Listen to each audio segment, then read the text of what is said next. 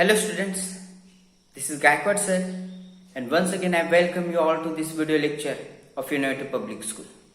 So my dear students, I hope you all are fine and doing well at your homes. So as you know, we have been learning the topic climate of geography, and today we are going to have the last part of this chapter. So today mainly we will discuss the 2 points which are left, that is the distribution of rainfall and monsoon as a unifying bond. So these are the 2 points today we are going to discuss it. So let us begin. So my dear students, here you have the map of our India on your screen. So what does this map describe us? So this map describes us about the seasonal rainfall of our India. So in the different parts of our India, we have the different types of rainfall, that is the distribution of rainfall. So let me explain you how the rainfall is distributed in the different parts of our India. So my dear students, as you can see here, the dark purple color part which you can see here in the Western Ghat and also here in the northeast part. Actually in these regions we get the rainfall more than 400 centimeters. Okay. And the light purple color part which you can see in the Western Ghat and here in the northeast part, okay, there we get the rainfall between 200 to 400 centimeters. Okay, so basically in the northeast part and in the Western Ghat we have the huge rainfall. Then if we come back here, the dark sky blue color part which you can see here, Madhya Pradesh, okay, then here Bihar, then again here Haryana, Delhi, Uttar Pradesh. So there we get the rainfall between 100 to 200 centimeters. Then this region, basically some of the part of Maharashtra, then Madhya Pradesh, Uttar Pradesh, this color part which you can see, there we get the rainfall between 60 to 100 centimeters. Okay, then this part, basically some of the part of Gujarat, then Madhya Pradesh, okay, and then here Punjab, Haryana, there we will get the rainfall between 40 to 60 centimeters. Even though this part of Maharashtra and Karnataka, okay, and these regions which you can see over here, there basically we will get the rainfall between the 20 to 40 centimeters here and some of the part of here of Rajasthan, and this part of Rajasthan, okay, and some of these parts, there we will get the rainfall, okay, between 0 to 20 degree centimeters. Okay, so these are the different distribution of the rainfall of our India. So in different parts of our India, we have the different rainfalls in the centimeters which I explained you just now. Okay, so this is about the seasonal rainfall. So let's move further. So my dear students, the annual rainfall is highly variable from year to year. So year to year we find the changes in the annual rainfall. In the some places it is raining high, and in some places we find it rains low. So this is the annual rainfall which we find highly variable from year to year. For example, this year maybe it's raining very heavily in our place, in particular place. So it may not be raining next year very highly in that place. So it depends upon the season, and also variability is high in the regions of low rainfall. So where we find the regions of low rainfall, for example Rajasthan and Gujarat, okay, there we find the variability. Now what does it mean by variability? So variability means changeable. So we find the change in the rainfall in Rajasthan and in Gujarat. So now why do we find this change in the rainfall in Rajasthan and Gujarat? Because we find low rain in these regions in Rajasthan and in Gujarat, because low rainfall we find in Rajasthan and Gujarat. Not only in Rajasthan and Gujarat, but also in the Western Ghats. But where in Western Ghats? So in the leeward side. This is the leeward side of the Western Ghat. This is the windward side, because the wind blows from this direction. Okay, and here due to the Western Ghats, okay, these winds have to rise up, and as they rise up to move this side to the leeward side, they lose their moisture holding capacity, and as they come towards opposite side of this windward side, so we find the rain shadow area in this region. It means low rainfall we find in these regions. So Rajasthan, Gujarat and Western Ghats, okay, there we find the low rainfall, and that is what the variability is high in low rainfall regions, Gujarat, Rajasthan and in Western Ghats. So my dear students, I hope that you are getting this point very well. But also on the other hand, the areas where we find the high rainfall, okay, there we will find always these areas are liable to be affected by the floods. You can see on your screen. So where we find the high rainfall, these areas are always affected by the floods. For example, Uttarakhand we have, then some of the part of Bihar we have. In Maharashtra if we see, then Sangli, Kolhapur, these are the places are always affected by these floods. So in the low rainfall, what do we find? So in the low rainfall, basically we find the drought prone.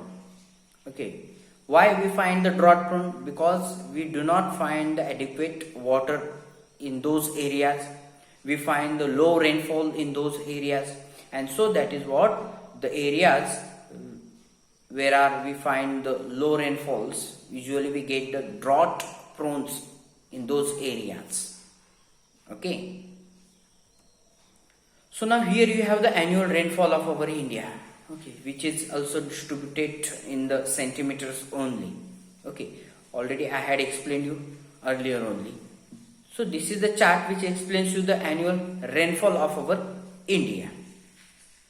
So let's move further now. So now just I explained you about the distribution of rainfall. So how the rainfall is distributed. So now I am going to explain about the monsoon as a unifying bond. Now what does it mean, monsoon as a unifying bond? So let's see it. So my dear students, here you can see the map of our India, and the green color part, green yellow color part which you can see, that is the Himalaya mountains. So Himalayas actually protect the subcontinent, okay, from the extremely cold winds. Now why and how? So what happens from the Central Asia, means from here, from the Central Asia, when the winds blow towards our India, so these winds are stopped, okay, by these Himalayan mountains. It means the Himalayan mountains are obstacle for this these Central Asian winds. So when these winds come to our India, okay, actually these winds are extremely cold winds, okay, so but they are stopped by these Himalayan mountains, and due to that they do not enter in our India. They enter in our India, but actually they do not bring much or extremely cold in our India. So that is what, comparing to the other parts or other regions, we have here moderate climate in our India.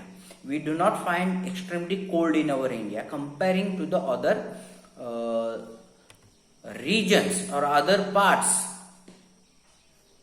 For example, these Himalayan mountains enables the northern India to have a uniformly higher temperature compared to the areas or the other areas which are located on the same latitudes. Okay, so the areas which are located on the same latitudes, okay, so they, comparing to that, we have here higher temperature in this region, because these cold winds, okay, do not enter in our India comparing to the other regions. So that is what this is one of the most advantage of our India, okay, because of this Himalayan mountains. Otherwise we could find extremely cold in these regions or in our India. So this is also an advantage of that. Then peninsular India. Now what is this peninsular India? Now see, my dear students, here you can see the peninsular plateau basically, okay, which is surrounded by the three sides. Its three sides are surrounded by the water only: Arabian Sea, Indian Ocean, and Bay of Bengal. So in the peninsular India, basically we find the moderate temperature. Now why do we find the moderate temperature in peninsular India? Actually we find the moderate temperature in the peninsular India because of the influence of the sea from three sides. As I told you that the three sides of this peninsular India are surrounded by the water of sea. Okay, and so that is what it has the influence on the peninsular India. And that is what we find the moderate temperature in peninsular India. So let's move further. So the seasonal alteration of the wind systems and associated weather conditions provide a rhythmic cycle of season. So see, the seasonal alteration of the wind systems. So thus, as the season changes, we find the alteration of the wind system also. We find the alteration in the wind system also. And also the associated weather conditions. So we have the different weather conditions in the different places. So this seasonal alteration of the wind system and the weather conditions, okay, they provide rhythmic cycle of the season. Okay, rhythmic cycle of the season means in the different places we will find the different cycle of the seasons. Okay, and different rainfall we will find over there. Somewhere we will find the high rainfall, and in some areas we will find the low rainfall. So this is the rhythmic cycle of the rainfall which we will find due to these two things. Also the Indian landscape, the animal, then the plant life, then its entire agricultural calendar and the life of the people, including their festivities, revolve around this phenomenon. This phenomena means cycle of the season. Okay, rhythmic cycle of the season.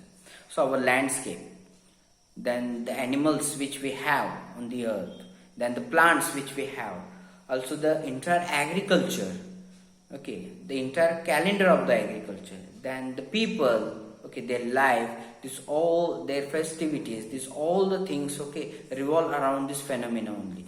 It means around this seasonal cycle only. So this low rainfall or high rainfall also has the effect on the life of these all the things. On the landscape, it has the effect. It has the effect on the animals. It has the effect on the life of the plants. Also, it has the impact or the influence on the life of the human beings also. Because we, the human beings, are totally dependent upon the agriculture. And agriculture is totally dependent upon the rain only. So if we get the low rainfall, then definitely it will affect on the life of the people. So that is what these things are also important. But on the other hand, my dear students, the people of our India, basically from north to south and east to west, they eagerly wait for the monsoon. When the June month begins, okay, their eyes are always we find towards the sky because they always await for the monsoon season. As the monsoon comes, then they get very happy. The farmers get very happy and they are ready to plow their field, to sow the seeds and to grow the crops. So this is very important thing. But on the other hand, what happens? These monsoon winds, when they come to our India, they bring a kind of happiness in the life of the farmers, because the monsoon winds bind the whole country by providing water to set for the agriculture. Okay, and that is what, when rainy season is very important season in the life of a farmer. Then we find this rainwater is actually collected by the rivers. So the river valleys which carry this water also unite as a single river valley unit. So the whole rainwater is accumulated or collected by these rivers, and the rivers carry this water along with them, and they flow further, and they provide this water to the different regions for the different purposes. So that is what the river valleys which carry this water also unite as a single river valley unit. So this is also an important thing. So my dear students, in this way we have finished today's two topics, that is the distribution of rainfall and monsoon as a unifying bond. So I hope that you understood this today's topic well. So we have finished today's topic as well as the chapter also we have finished it, that is the climate. You will get the notes, complete the exercise, and you have to send me the photocopies on my WhatsApp number. If you have any queries, any doubts, so you can have contact with me. You can call me anytime. And the next video lecture we are going to start the new chapter of geography, that is the natural vegetation and wildlife. Okay, thank you very much.